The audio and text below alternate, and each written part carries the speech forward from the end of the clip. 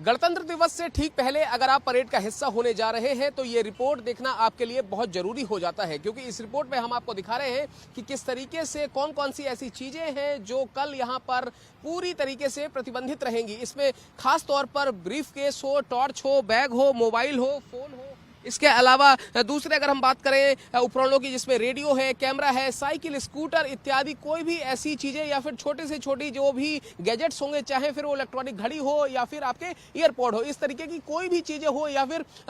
पानी की बोतल ही क्यों ना हो, इस तरीके की कोई भी चीजें अगर आप यहाँ पर लेकर आते हैं तो उन सभी आर्टिकल्स की, उन सभी चीजों की एंट्री यहाँ पर पूरी तरीके से बैन है। और इस बार खास तौर पर सुरक्षा व्यवस्था कड़ी की गई है। और आप देखिए मेरे पीछे आपको कैमरा पर्सन आलोक ये दिखा रहे हैं, तस्वीरें दिखा रहे हैं कि कैसे अभी से यहाँ पर सीआरपीएफ के जवानों की तैनाती कर दी गई है। इसके अलावा आप देखिए ये आपको सिक्योरिटी चेक पोस्ट दिख रहे होंगे, इसके अलावा आपको ये स्कैनर मशीनें दिख रही होंगी। ये स्कैनर मशीनें हैं, ये मशीनें यहाँ पर इंस्टॉल की गई हैं, इन्हीं मशीनों के अंदर से होकर आपको गुजरना पड़ेगा। इसके अलावा आप देखिए दूसरी तरफ मैं आपको दिखाना चाहूंगा कि यहाँ पर सीसीटीवी के इंस्टॉलेशन का काम अभी भी चल रहा है। और खास तौर पर देखिए, चाहे फिर वो छोटे सीसीटीवी हो या फिर बड़े सीसीटीवी हो, या इसके अलावा जो एआई कैमरे हैं जो खास तौर पर आपका चेहरा पहचानने का काम करेंगे, ऐसे सभी कैमरों की भी यहाँ पर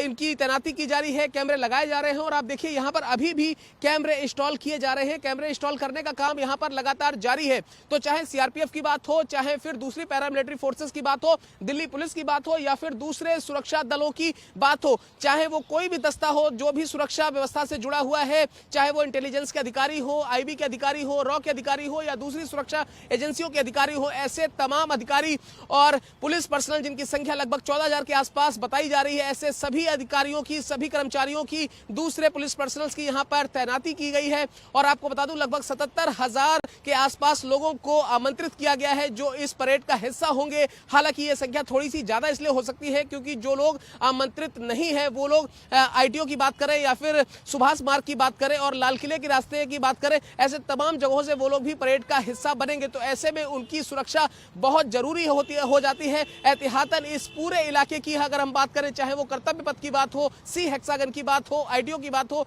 इस पूरे इलाके को अब सील कर दिया गया है और सुरक्षा के इंतजामात करते हुए इस पूरे इलाके की सुरक्षा व्यवस्था पुख्ता कर दी गई है। दिल्ली से कैमरा पर्सन आलोक सक्सेना के साथ मैं मोहित शुक्ला, भारत एक्सप्रेस।